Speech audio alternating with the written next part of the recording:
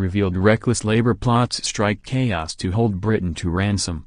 An investigation by the Tories found that several shadow cabinet figures including hard-left Treasury spokesman John McDonnell have pledged support for a hardline trade union manifesto that includes promises to scrap a series of curbs on industrial action. The move comes ahead of a series of strikes on the rail network planned in the new year that are expected to pile intense misery on commuters. A senior Tory MP warned that the policy proposals could lead to levels of workplace havoc not seen in the UK for around 4 decades. Backbencher James Cleverly said, "Labour want to take us back to the days where union barons could hold the country to ransom and disrupt the lives of millions of people with militant strike action.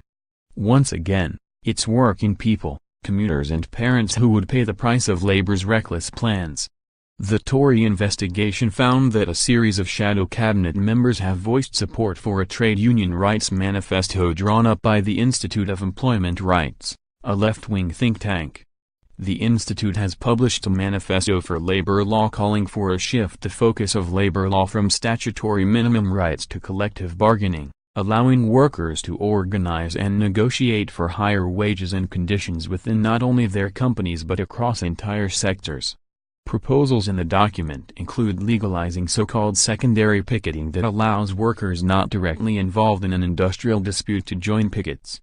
Other ideas including legalizing sympathy strikes, repealing legal requirements for notice periods before walkouts and scrapping a string of regulations covering strike ballots.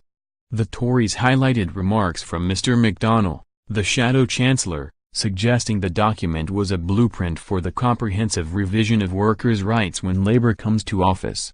Speaking in August 2016, he added, "Take that as a commitment from Jeremy Corbyn, myself and our administration." The Tories also found that Shadow Business Secretary Rebecca Long-Bailey and Labour Party Chairman Ian Lavery had also spoken in support of the manifesto. Last night, a Labour Party spokesman said, "Labour's plans as set out in our manifesto will boost the power of ordinary workers across the country and we are proudly committed to scrapping the unfair Tory Trade Union Act, which we will do in our first 100 days of government." Instead of undermining workers at every opportunity as the Tories do, Labour will work closely with the trade unions and employment campaign groups to develop the best policies for workers across Britain.